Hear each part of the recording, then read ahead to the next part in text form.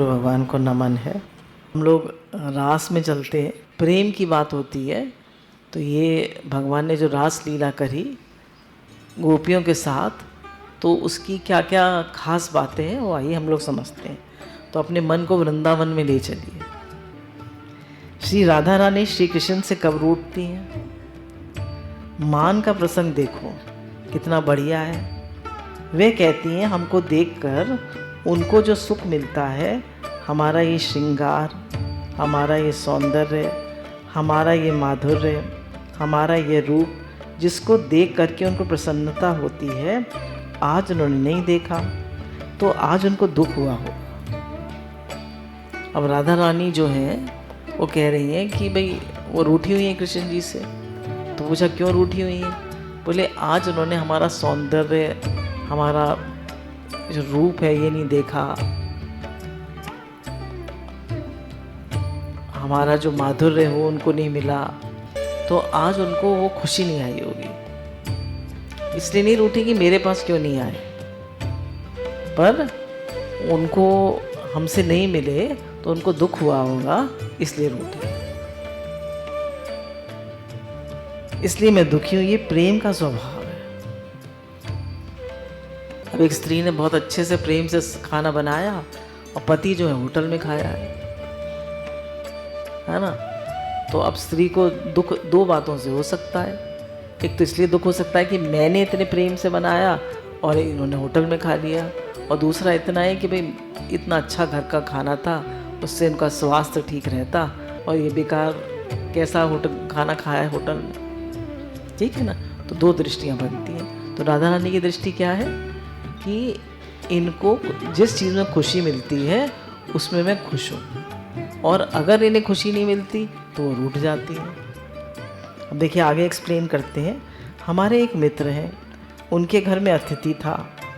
एक दिन उनकी पत्नी रूठ गई, तो आखिर मैंने पूछा उनकी लड़की से, आज तुम्हारी माँ क्यों रूठ गई, क्या चाहिए उसको? बोली वाह, हमारी माँ कुछ ऐसी वैसी है क्या? अपने लिए रूठेगी क्या? अपने लेने को रूठेगी क्या? माँ इसलिए रूठी है कि पिताजी आज लोगों से बात करते रह गए, सुबह से लोगों से बात कर रहे, दातुन नहीं की, स्नान नहीं किया, चाय नहीं पी, तो उनको कहीं जुकाम ना हो जाए, कहीं उन्हें बुखार ना आ जाए, कहीं तकलीफ़ ना हो जाए, इसके लिए माँ रूठी है कि अब कल से ऐसा नहीं करना, है ना। अब बच्चा जो है वो दोस्तों से ही बात करता रह जाए, खाना ना खाए, पढ़ाई ना करे, अब जो उसका नियम है वो ना करे, तो माँ रूठती है ना। इसलिए अपने लिए या बच्चे के लिए? बच्चे के लिए। ऐसी पत्नी क्यों रूठी है? पति के। तो राधा रानी क्यों रूठती है? कृष्ण को तकलीफ ना हो। अपने लिए हमारी माँ नहीं रूठती, पिताजी को सुख पहुँचाने के लिए हमारी माँ रूठती है। तो ये प्रेम का स्वभाव है कि वो अपने लिए नहीं रूठता, वो ये चाहता है कि प्रियतम को सुख मिले। मान का भी एक रहस्य होता है। स्वार्थ गंती को सींचने के लिए मान होता है। अब कहते हैं एक मान होता है कि भाई हमारा स्वार्थ बुरा हो, हम मान रखते हैं ना, अहंकार रखते हैं मेरे मन की हो, तो वो तो स्वार्थ के लिए होता है। श्री कृष्ण के हृदय को विकसित करने के लिए मान होता है। ये गोपियाँ हैं, कह रहे श्री कृष्ण को कैसे सुख मिले, इसके लिए गोपियों को मान होता है कि हम श्री कृष्ण को कैसे सुख दें। तत्सुखी सुखित्वा, कि श्री कृष्ण कैसे सुखी। श्री कृष्ण कहते हैं अरे अर्जुन, इसलिए गोपियां हमारे निगुण प्रेम की अधिकारिणी है। कह रहे गोपियां जो हैं वो हमारे सबसे जो गूढ़ प्रेम है उसकी अधिकारिणी है, गुप्त प्रेम की अधिकारिणी है। अब ये भगवान आगे एक्सप्लेन करते हैं, जब अपना स्वार्थ है वहाँ अपनी तीन चीज़ें देखना। कह रहे हैं जब हमारे अंदर स्वार्थ होता है तो हमारे अंदर तीन चीज़ें आती हैं। क्या? अपनी स्वार्थ सत्ता में प्रियतम छूट गया। जब भी हमारे अंदर स्वार्थ आता है, अहंकार आता है, तो गुरु छूट जाते हैं, प्रियतम छूट जाता है, हमारा जिससे हम प्रेम करते हैं वो छूट जाता है। क्यों? हमारे अंदर अहंकार आ गया, हमारा स्वार्थ आ गया। हमारा स्वार्थ क्या है? मेरे मन की हो। तो स्वार्थ आते ही प्रीतम छूट जाता है। प्रियतम सत्य नहीं रहा, अहम सत्य हो गया। कह रहे जैसी मन में स्वार्थ आता है, अहंकार आता है, तो प्रियतम सत्य नहीं रहता। वहाँ मैं, मेरे मन की हो, मेरी चले, हमारा अहम सत्य हो जाता है। या तो अहम को इम्पोर्टेंस दे लीजिए या प्रियतम को इम्पोर्टेंस दे लीजिए। तो अपने अहम को इम्पोर्टेंस देंगे, मेरी चले, मेरे मन की हो, तो प्रियतम छूट जाएगा, भगवान छूट जाएंगे, जिससे आप प्रेम करते हैं वो छूट जाएगा। तो इसलिए हमेशा गुरु कहते हैं अपने अहम को नीचा रखो, नीवा रखो। मेरी ना चले, आपकी चले। गोपियाँ क्या कहती हैं?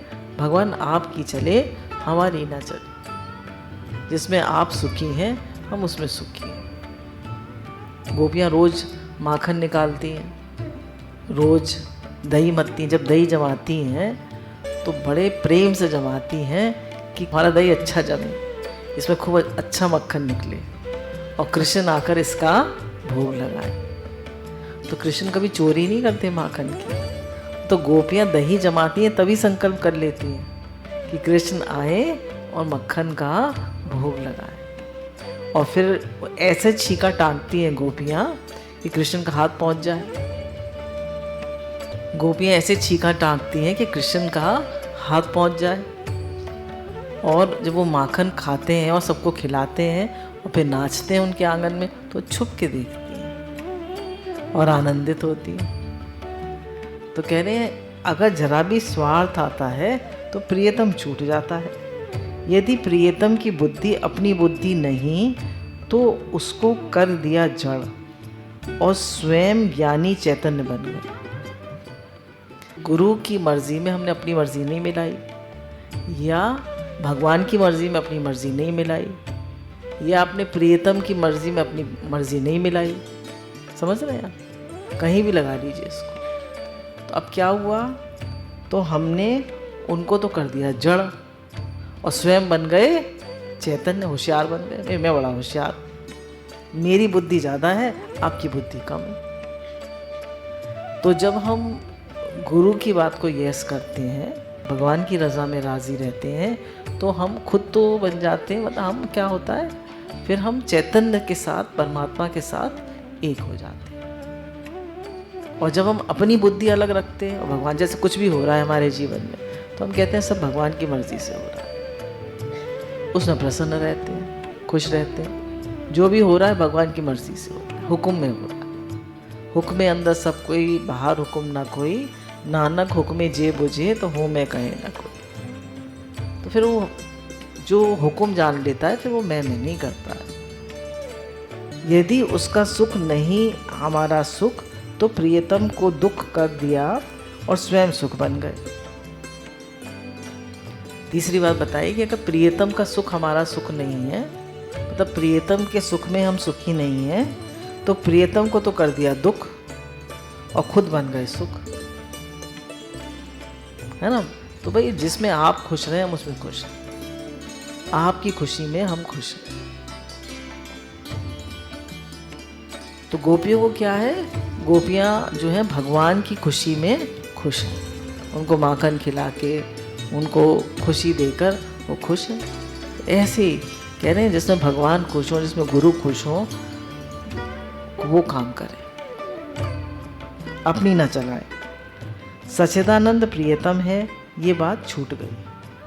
कह रहे हैं जब भी हम अहंकार करते हैं, मेरे मन की हो, ऐसा करते हैं, तो हमारे जो सच्चिदानंद प्रियतम है वो छूट जाते हैं, भगवान छूट जाते हैं। अपनी बुद्धि ज़्यादा समझते हैं कि मैं ज़्यादा होशियार हूँ, तो भगवान छूट जाते हैं। ईश्वर देखता है, ईश्वर की नज़र जिसको जैसा बनाना चाहे उसको वैसा बना दे। कह रहे भगवान जिसको जैसा बनाना चाहे वैसा बना दे। जैसे जब ध्रुव जी को 5 वर्ष के हैं, भगवान के दर्शन हो रहे हैं, अब वो स्तुति करना चाहते हैं पर उन्हें स्तुति करना नहीं आ रहा, तो भगवान अपना शंख उनके होठों से छुआ देते हैं बस, तो संस्कृत में स्तुति करने लगते। तो इतनी हम पढ़ाई करते हैं, इतना कुछ करते हैं, पर भगवान के तो खाली संकल्प मात्र से सब विद्याएं आ जाती, सारी होशियारी आ जाती, सारी समझ आ जाती है। भगवान के प्रेम में सब कुछ आ जाता है। ईश्वर ने कहा, मैं आनंद की गठरी अपने सिर पर लिए बैठा हूँ, उसको उतारना चाहिए। अब भगवान कह रहे हैं कि मैं तो आनंद की गठरी अपने सिर पर लिए बैठा हूँ, अब मैं सबको आनंद बांटना चाहता हूँ, है ना। अब हमारे पास बहुत सारा पैसा हो, वो पैसा बहुत सारा हमारे पास रखा है, वो हमें सुख देगा, पर उस पैसे को हम सबको दें, हैं, सबको उस पैसे सुख दें तो हमें वो कुछ सुखी करेगा, करे। तो ऐसे ही भगवान के पास आनंद की गठरी रखी हुई है, तो उसको भगवान कह रहे हैं उसको उतारना चाहिए। उतारो। उतार कर क्या करोगे?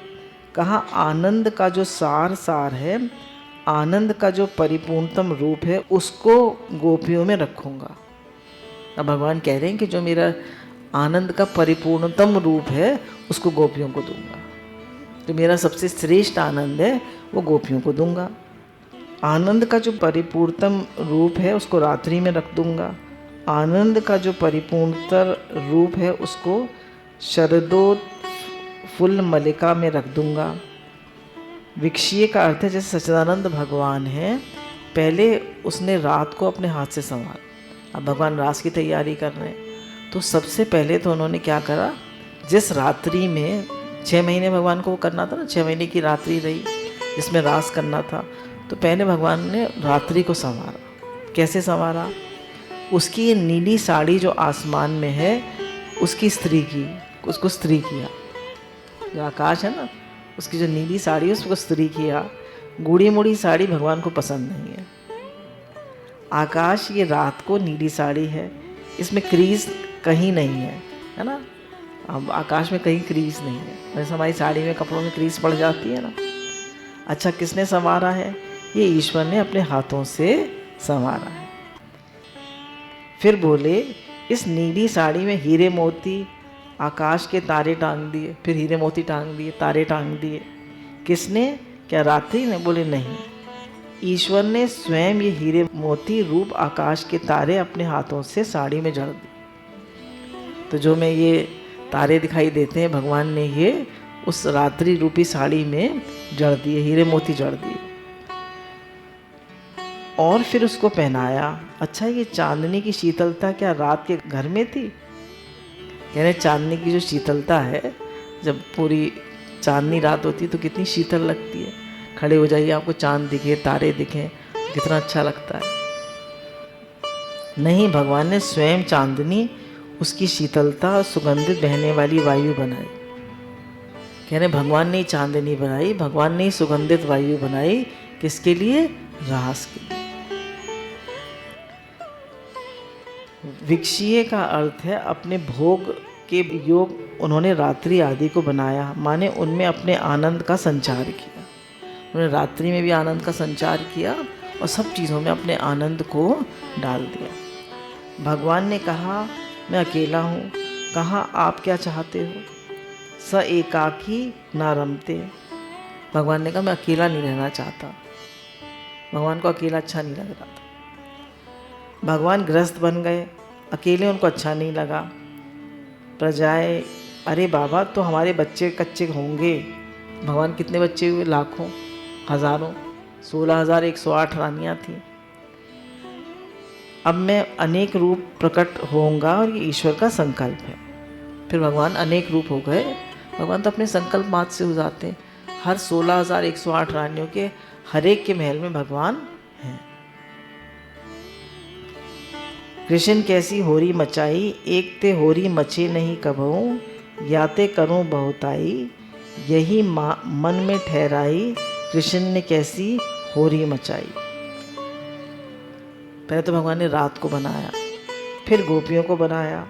गोपियों में भगवान संसारिक आनंद का उपभोग नहीं करते, भगवती आनंद का उपभोग करते। अब कह रहे हैं भगवान जब गोपियों के साथ नृत्य करते हैं तो वो सांसारिक सुख नहीं लेते, वो भगवती आनंद लेते हैं। अब इसमें बताएंगे आगे कि गोपी कौन है और कृष्ण कौन है। तो कह रहे भगवान भगवती आनंद लेते हैं, संसारिक सुख नहीं लेते गोपियों से। अपने हृदय का जो आनंद है वह उनमें स्थापित किया और फिर स्वयं भोक्ता और भोग बन गए। बोले जो अपने हृदय का आनंद है भगवान ने वो गोपियों के हृदय में स्थापित किया और फिर वही आनंद उन्होंने गोपियों से लिया। किसी में सामर्थ्य नहीं जो भगवान को आकर्षित कर सके, रात में सामर्थ्य नहीं कि उसको देख करके भगवान खिंच जाएं। कहने किसी में सामर्थ्य नहीं कि भगवान को आकर्षित करे। स्थान में सामर्थ्य नहीं, वस्तु में, व्यक्ति में सामर्थ्य नहीं, लेकिन जब भगवान अपने आप को ही सब में रख लेते हैं तो वही आकृष्ट होने वाले, वही आकृष्ट करने वाले, वही भोक्ता, वही भोग, वही रस्य, वही रसिक। अब कह रहे हैं भगवान जब अपने आप को रख देते हैं, है ना, जब अपने आप को रख देते हैं, गोपियों में उन्होंने क्या किया, अपना ही आनंद रख दिया और फिर खुद ही मोहित हो गए। तो कह रहे हैं जब भगवान अपने आप को रख देते हैं उसमें तो उसी से आकृष्ट हो जाते हैं। अब देखिए गोपी भी वही, कृष्ण भी वही। जिस मसाले से कृष्ण का शरीर बना है उसी मसाले से बनी हुई गोपी, यदि गोपी ना हो तो भोग की सिद्धि नहीं हो सकती। इसलिए गोपी भी सच्चिदानंद घन, रात भी सच्चिदानंद घन, वृंदावन धाम भी सच्चिदानंद घन, ये समझो। कह रहे सब कुछ सच्चिदानंद घन है, एक ही निराकार साकार हो गया है, सब कुछ वही बना है। जैसे गुरु भगवान बताते हैं एको ब्रह्म द्वितीय नास्ति, सब कुछ भगवान बन गए। वासुदेव सर्वम, वासुदेव सर्वमिति, सब कुछ वासुदेव ही है। तो वो सब कुछ जब वो बन गए हैं तो वो किसी पे आकृष्ट होते हैं, गोपियों पे आकृष्ट होते हैं, तो किस पे आकृष्ट होते हैं, अपने आप पे, स्वयं पे, अपना ही आनंद लेते हैं। जैसे दादा भगवान ने कहा कि I enjoy my self not the party, है ना, मैं अपना ही सुख लेता हूँ, मुझे पार्टी से आनंद नहीं लेता, मैं अपना ही सुख लेता हूँ। ऐसे ही भगवान भी सब में अपना ही आनंद लेते हैं। गोपी ने कहा मैंने तुम्हारे लिए गांव छोड़ा, तुम्हारे लिए संबंधी छोड़ दिए, तुम्हारे लिए खाना पीना छोड़ दिया, सब संबंध छोड़कर हम बस्ती छोड़कर आई हैं, हम संपूर्ण विषयों का परित्याग करके तुम्हारे चरणों में आई हैं। अब भगवान सोचने पड़ गए कि अरे तुम अपने त्याग की सफाई देती हो, हमने ये छोड़ा वो छोड़ा, क्यों? अब गोपियाँ क्या बोले, अब वो सब कुछ छोड़ के आई हैं भगवान के पास, अपने संबंधी, अपना गांव, अपने शरीर का भाव, विषय, तो सब कुछ त्याग के आई हैं। भगवान सोचने लगे कि इन्होंने मेरे लिए सब त्यागा तो मैं इनके लिए क्या त्यागूं। गोपियों ने हमारे लिए स्थान छोड़ा, घर छोड़ा, बस्ती छोड़ी, तो परब्रह्म परमात्मा ने कहा हम क्या छोड़ें?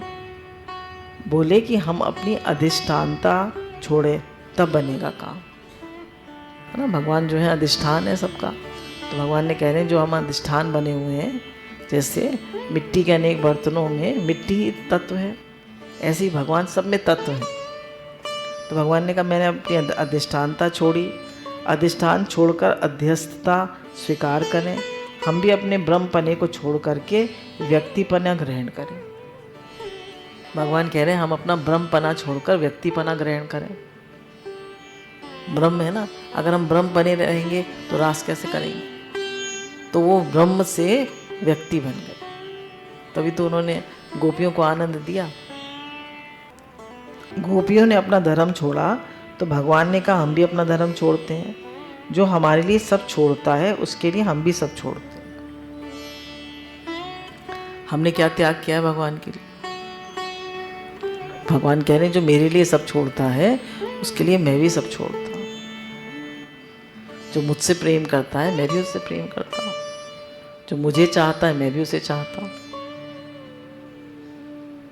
तो हमने भगवान के लिए क्या क्या छोड़ा है?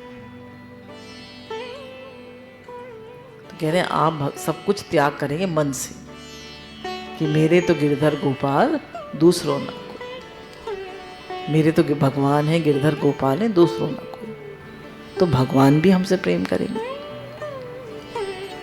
गुरु भगवान के अनंत शुक्राने हैं।